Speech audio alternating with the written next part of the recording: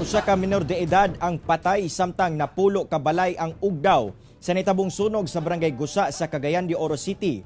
Ang detalye sa report ni James Paulo Yap.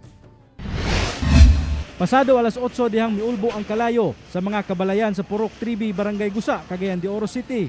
Daling girespondihan sa kabumbiruhan ang maong sunog nga miabot sa ikaduhang alarma.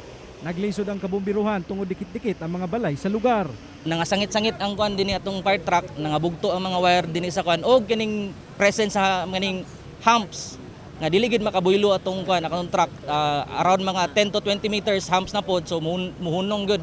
Mga kapuso, nagpadayon gihapon ang pagpaningkamot sa mga kabumbiruhan aron mapakgang ang kalayo. Apan adunay gikataho nga usa ka tawo nga wala nakagawas gikan sa ilang balay.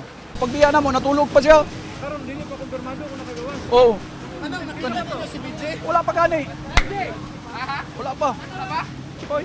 Milungtad og kapin usa ka oras una napakgang sa kabumbiruhan ang maong sunog nga miugdaw sa napulo ka balay.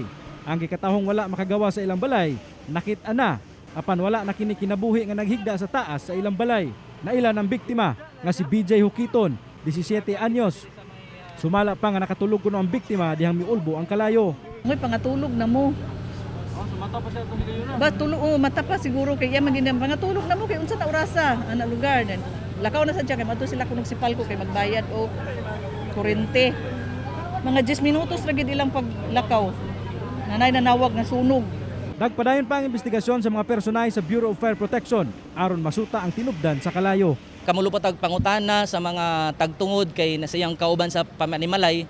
Kauban si Roland Cañas sa kamera. Ako si James Paulo Yap para sa One Mindanao.